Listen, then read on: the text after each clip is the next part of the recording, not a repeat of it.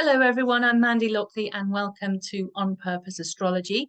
First, a huge thank you to the nearly 2,000 people who watched my video on the solar eclipse. Thank you so much, and of course for all the new subscribers. I really appreciate it and I hope you'll stay with me. I'm going to start by talking a little bit about the solar eclipse again before we talk about the Jupiter-Uranus conjunction and the full moon in Scorpio.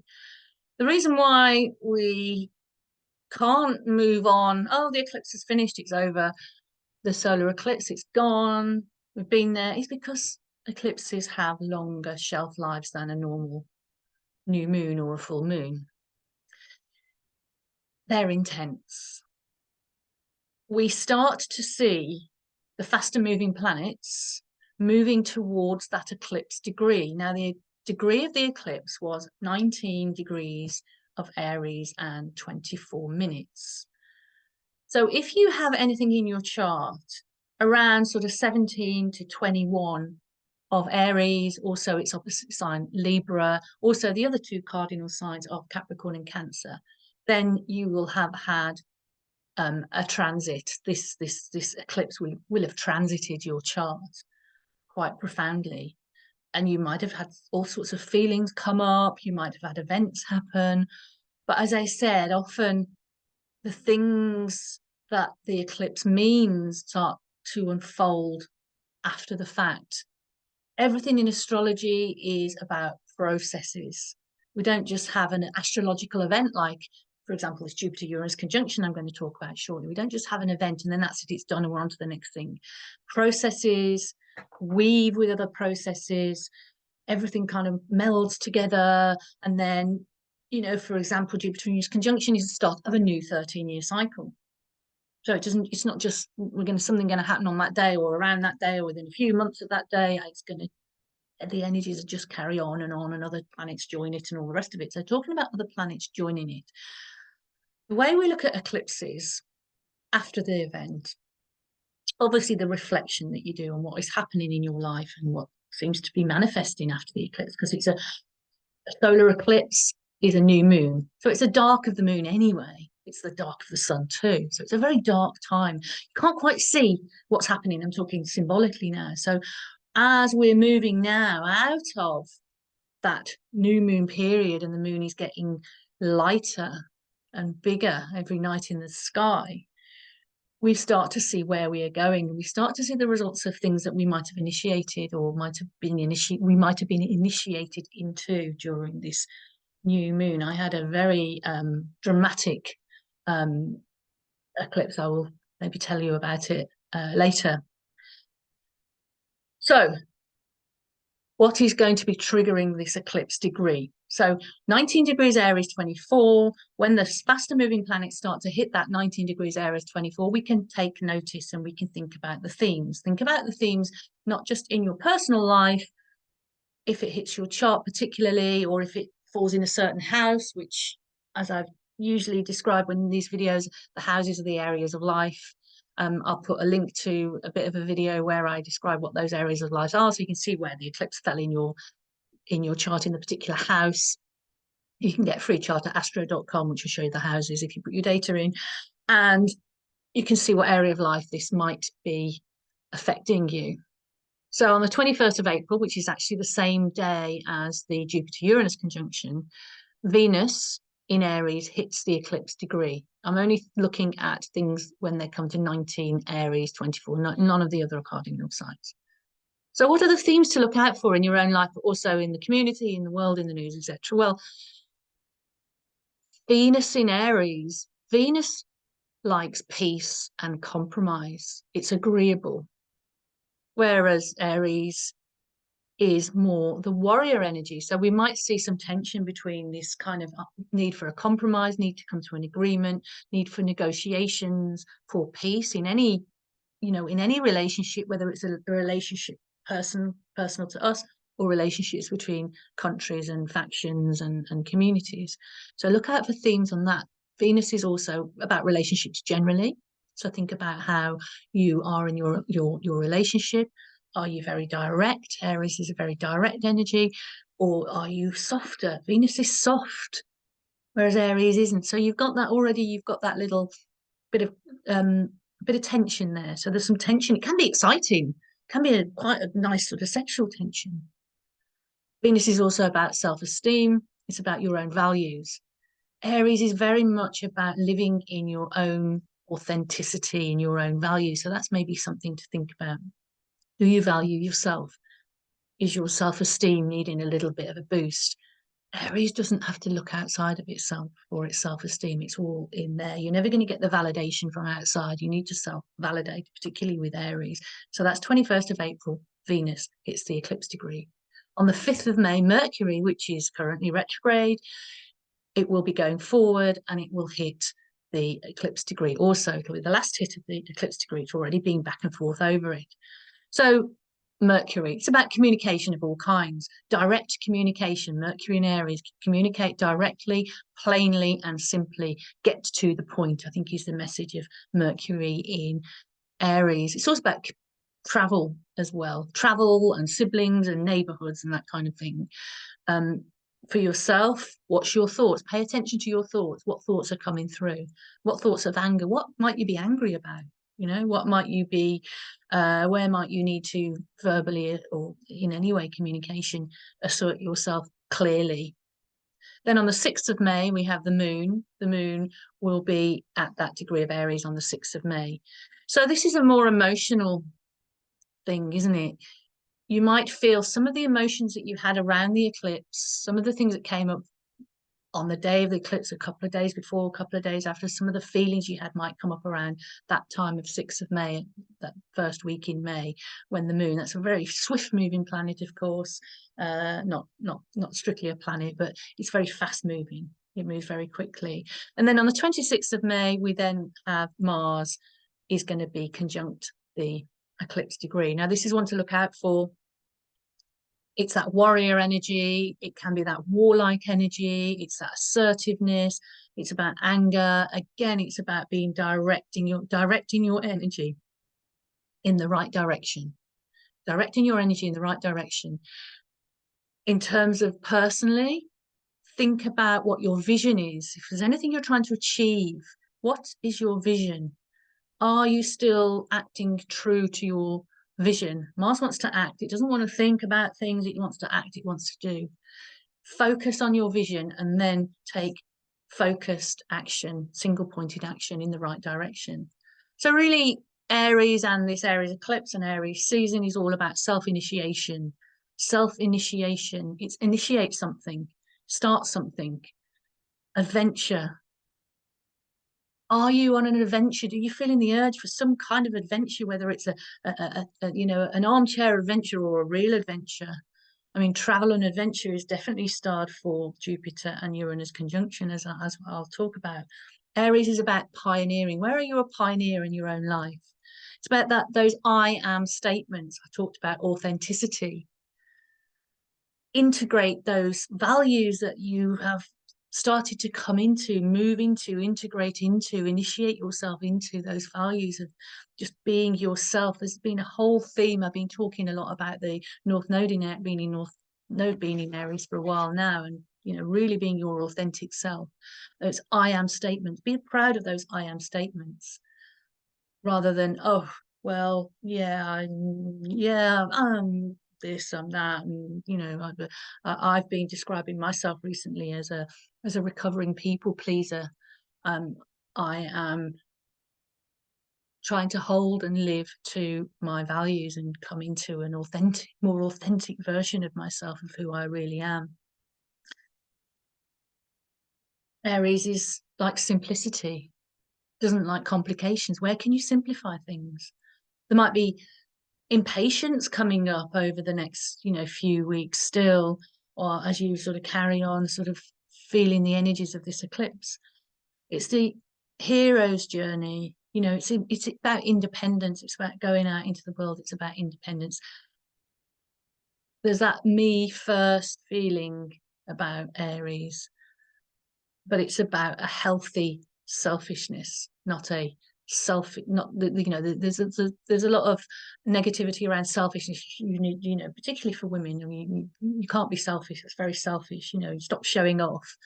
But healthy selfishness is how we become ourselves. It's how we be able to have healthy relationships as well, because the other end of Aries, the opposite of Aries, is Libra, which is all about relationship and how we share ourselves.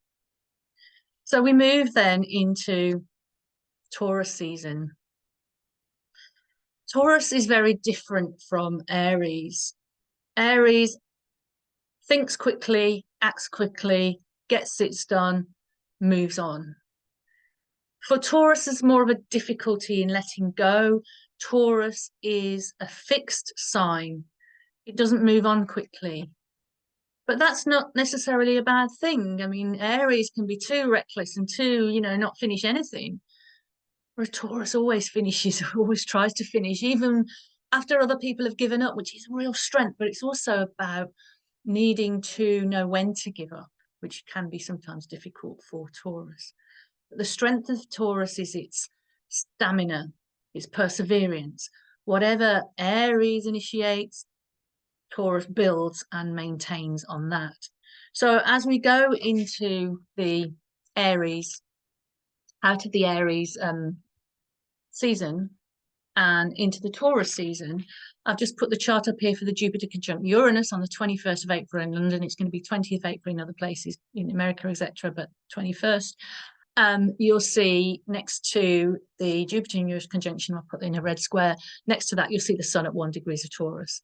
So this Jupiter-Uranus conjunction period coincides with the beginning of Taurus season. So what can you think about? What have you started? Going back to that solar eclipse in Aries, that beginning, that new fresh beginning, that new lunar cycle, the really intense lunar cycle. What have you started? Time to contemplate, is that working for you? Right? Do you need to carry on with what you started, or are you kind of flogging a dead horse, so to speak? What situations, feelings, or thoughts are you holding on to that maybe aren't serving you? So those are some things to contemplate. And then we come into Jupiter-Uranus conjunction. It's a 13, 14-year cycle. So every 13 or 14 years, we get a conjunction of Jupiter and Uranus. I saw an article in it was an online article for a London newspaper today that popped up on my feed that said, this is the first Jupiter-Uranus conjunction since 1941 rubbish. What they probably mean, and I haven't looked it up, but what they probably mean, it's the first one in Taurus, okay? But there is every 13 or 14 years, there is a Jupiter-Uranus conjunction. That is the cycle. That is the length of the cycle, okay? So I just wanted to clear that up. You've come to a place of good astrology here. Please don't get involved in bad astrology, because there's a lot of it out there, with all respect, of course. Everyone does their best, I'm sure. So it's a new beginning, and it's an exciting new beginning because it's a new cycle. These outer planet cycles are called the mundane cycles. Mundane astrology basically means world astrology, but they also have a personal impact for us as well. So personal impact for you, if you have anything in the fixed signs between about 18 to 24, 23, 24 degrees. I'd say 18 to 24 degrees of the fixed signs. The fixed signs, of course, being Taurus, Scorpio, Leo, and Aquarius. So again, as I said, you can look that up on your chart to see what falls around 18 to 24 of the fixed signs in your chart. And you can see also where this conjunction falls. For me, it's the 12th house. Okay. And it'll probably be in a different area of life for you. So where do we need to seek more freedom? Where do we need to be more adventurous? And what might we need to let go of in our lives in order to bring these new energies in? Remember, it's Taurus. Change comes with this aspect, perhaps sudden and unexpected change. Are we prepared for it? We need to remember, sometimes you think change is scary, right? I look forward to Uranus transits. Oh, things are going to get shaken up. Things are going to change. I think things will change for the better. But in reality, we're all a bit scared of change. It's about going into the unknown. There's something very much about going into the unknown, into uncharted territories, both in world developments, but also in our personal lives as well. But remember, big changes that happen, if they're sudden and unexpected in particular, they're happening to enable and help our growth process. It's also about beliefs. It's very much about beliefs as well. What do we believe in? Are we caught up in dogma? Are we stuck in an old belief system that doesn't work for us anymore? Are we looking at new belief systems coming in? Are we confused? Are we in fear? We don't have to take a side. We don't have to make our mind up. We can take our time. What are we resisting? What needs to change that we were resisting change? You know, if you can feel that resistance, you know, you can feel that resistance in your body and in your mind, in the little voice that's telling you, no, no, I don't want to do this. Procrastination is another sign that you're resisting change. So it might be the other hand that you're just welcome change. I want to make all these changes. I want to change my whole life. And you might give up things that you maybe should have held on to. Taurus likes security. Hold on to the security in a healthy way, but still make those little changes if you can. Where do you feel the urge to be a bit of a rebel? This is a rebellion. This is a real rebellion aspect, a rebellion combination, Jupiter and Uranus. It's about eureka moments. It's about breakthroughs. It's about quantum leaps. If you are involved or listen to a lot of videos or read a lot of books or blogs, etc., about sort of the new age spiritual community, there's a lot of talk about the quantum, the 5D, how we're moving into as humanity moving into the 5D sort of quantum realm where manifestation is easy, where things can happen, where you know quantum leaps is certainly a theme. So that's something to think about. Look out for more and more of this kind of idea of where we are going, where we are evolving as a human race spiritually. Awakening, spiritual awakenings, very common under this Jupiter Uranus, Jupiter Uranus energy, you know, very, very interesting to view that in the world, but also in yourself. But again, don't get caught up in dogma and think you've got to get it right and you've got to follow one path and that's it. You know, things are going to change, things are going to evolve. Breakthroughs, personal and in the world, as I've already said. Seismic shifts also in the world itself, also in our little worlds, things changing can change very quickly. Seismic shifts, obviously, we are talking about earthquakes, and there have been some already unexpected earthquakes. There was one in New York, very rare event, and then the one in Taiwan as well, of course, which was a very strong one again, which was unexpected, stronger than anyone might have guessed it would be. Rebellion and revolution, advances in tech and aviation, space travel. I've already alluded to the birth of new belief systems, advances in medicine. If you look at my video that's dedicated to the Jupiter-Uranus conjunction, I talk about some of the historical, really amazing historical examples of all these things: belief systems, tech advances, rebellion, revolution, etc., medicine. Because it's in Taurus as well, we also look at new ideas, new visions coming in regarding food production, farming, and agriculture. Also, money systems as well with Taurus. The countercultural movements, we might see some of the countercultural movements coming up again. Also, calls for equality. It's very much wanting equality as well. This Jupiter, when Jupiter and Uranus come together, there's a call for equality, and that is also starred by Pluto, sorry, in Aquarius, is also about equality for everyone. So before I talk about the full moon in Scorpio, I've talked about this before, but a reminder that I am doing a webinar for the Academy of Astrology UK on the 27th of April, UK time, 4 p.m. UK time. If you're not in the UK and that's a bad time for you, you can still sign up and you can get the recording. Life purpose in the birth chart. I've actually been writing a book about life purpose. It's more of a spiritual sort of self-help, sort of wellness, sort of that kind of thing. It's not particularly an astrology book, although astrology is a really brilliant tool for finding your life purpose. And this is what I'm going to be looking at in this video, in this webinar. I mean, live webinar, by the way. It's not recorded, it's live, but you can, as I said, you can watch the recording. If you are able to join live, then you will be able to ask me questions at the end of my talk. There's about 15-20 minutes at the end to ask questions, and hopefully I'll be able to answer them for you. But I've developed a process as I wrote this book, and my book isn't out yet because I'm still sort of, doing the final touches to it, but I developed process for not only finding clues about your life purpose, what your life purpose might be, but how to remove the blocks to your life purpose and how to take action to manifest your life purpose. This process that I developed in the book, I've applied it to astrology and it works brilliantly. And I deep dive into one case study, a very well-known, someone that you will have heard of, a well-known case study, to give you a deep dive to show you how the process works. It's going to be brilliant. It's really good value. I think it's 20 UK pounds. Please join. I would love you to. So enough of the advertising. Let's look at the full moon in Scorpio. 23rd of April in the US, 24th of April elsewhere. If you have anything between 2 and say 5 or 6 of the fixed signs again, so again, we're talking about Taurus, Scorpio, Leo, and Aquarius.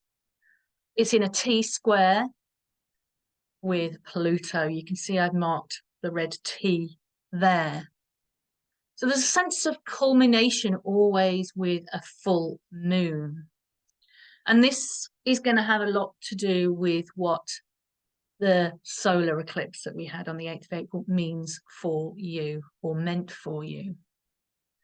Perhaps at this time you will be able to see a bit more clarity in what's been going on emotionally, behind the scenes, because it's Pluto and moon is in Scorpio, behind the scenes, emotionally, what's been going on, secrets perhaps revealed to yourself, secrets from the outside world, things, information and stuff is going to come up and it might not feel comfortable.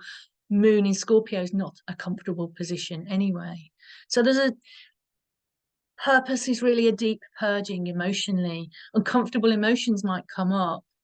It requires Pluto, but also moon in Scorpio requires us to accept and ultimately transmute difficult emotions rather than trying to hide behind emotions that are seen as ugly, but where we can face our shadow, the shadow of fear and anger and shame, and heal that. Ultimately, there is a healing opportunity here. Heal that shadow so that we can use that as a way to master our emotions, to be able to feel and understand our emotions in a healthy way rather than acting out. We talked about just now about Aries, and the Aries energy. Aries does tend to act out. It acts on things without really thinking. Whereas now there's the opportunity to really contemplate that and to think about how we act out our emotions, or how we totally don't act out our emotions, both of which can be very unhealthy. It's kind of finding that balance. There's always a balance to be found at a full moon. It's an opposition between the sun and moon. There's a balance to be found.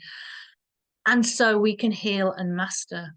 Part of it, again, we're talking about processes. This isn't a one and done thing, but we can have that experience. We can have that healing experience of kind of facing some of our difficult emotions. If things get really difficult, then we need probably to find someone to hold space for us, whether that's a therapist or a friend or something like that, then we might need to do that. There might be issues coming up around mothers and nurturing. Remember the healthy selfishness of the Aries eclipse I talked about, and Aries seasoning generally. We can really nourish ourselves with this healthy selfishness and taking the time that we need. But because it's an opposition, it's about relationship to ourselves, but others, and to the world. Think about the other people around us as well. There's a sense where we are maybe going to meet our wounded inner child. I know that's a process that a lot of people go through. We might need to contemplate, where are we giving our power away? where are we letting other people, you know, have power over us, or are we trying to control other people out of these difficult emotions that tend to come from fear and anger? If we try and control other people, we don't want to lose them. You know, we're talking the sun in Taurus and moon in Scorpio. It doesn't want to let go of anything or anyone. So that there's that's that control that might come to the surface. You might become aware of it because, as I said, it's a full moon. This is where we come into awareness. Remember, the eclipse had Chiron exactly conjunct that eclipse. So again, there's that healing energy that's available to us. The wounds and the pains that we didn't want to look at, now we can perhaps look at them. Perhaps we can look at them more objectively. Perhaps we can feel the pain and then move through it.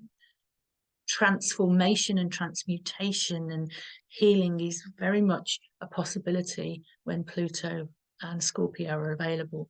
We might need to take a step back, see things from the bigger perspective. There's a sense of kind of with this T-square here of kind of being kind of mired and stuck in the mud. We might need to take our focus. Do you remember we talked about focus for Aries? Learn to use that focus to see things from the higher vantage point. You know, ask ourselves, ask our higher selves, just even if you don't even work with the higher self, say, higher self, please show me the higher perspective, please show me what's going on, show me a chance, give me the chance to sort of look down on things and see the bigger perspective. Clarities will be found there. There might be a emotional release. You can see there in house 2, Mars is coming very close to a conjunction with Neptune in Pisces. Maybe that any anger that you've been holding on to will manifest as tears, and you can cry away the pain and cry away the tears. You know, it's compassion on the other side of it, of course. Don't forget, we're still caught in this amazing excitement of this Jupiter-Uranus conjunction. It's still in conjunction here in this chart on the 24th of April, because it was only 3 days earlier was the exact conjunction. So there's still that opportunity. That gives you that opportunity to really take a step back, see things from the highest perspective. Both Jupiter and Uranus are about flight, about higher perspectives, about getting up high and looking down or looking up for the sky, you know.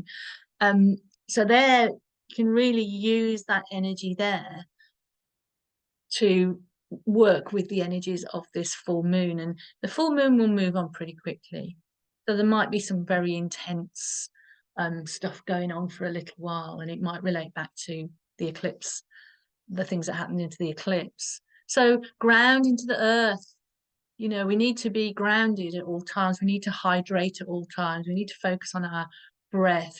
I find grounding down into the earth, just focusing on the soles of my feet and feeling the earth underneath, or the ground, wherever we are, the ground underneath, or even the chair I'm sitting on, feeling my bum on the chair here, you know, really putting that focus on where you connect with the ground or with the earth or whatever you are sitting on or standing on.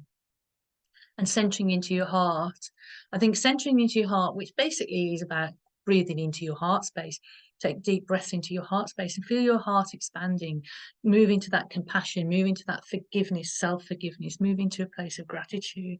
You also might like to breathe into your solar plexus, which is your willpower, which is your strength, which is your power, and ask for your solar plexus to be cleansed and cleared so that you can use your power, take back your power and use your power in a responsible way. These new energies are really coming in, you know, it's about, you know, it's a really good time to, as I said, do some purging, Pluto, Scorpio purging, so that you can move into a cleaner, crisper, cleaner, more authentic self. I hope I'm making sense. I hope you can, you know, identify with some of this. And it really is an amazing time for us to heal a lot, to move forward. We have been going through a period where most of the planets, I mean, Mercury here is retrograde still on the 24th of April, but everything else, all the outer planets have all been going forward for a while. So it's really forward leaps. Remember, quantum leaps and awakenings, breakthroughs, eureka moments. Jupiter conjunct Uranus. This is the promise. but we can integrate these things when we've got a clear channel. So this full moon, I'm looking at this full moon as a chance to really get things cleaned up a little bit. Might not be easy, but if we can see the bigger perspective, we can take flight in a sense, mentally and emotionally. Jupiter Uranus, we can look down and we can go, oh, okay, this is where I've been stuck. This is where I need to go to move forward. This is what I might need to let go of. This is what I might need to focus on. This is the point of focus. This is the vision for going forward. I really do love you all, and I hope you will join me again. And thanks again for subscribing. Subscribe below if you haven't already. Thank you so much. Lots of love. Bye-bye.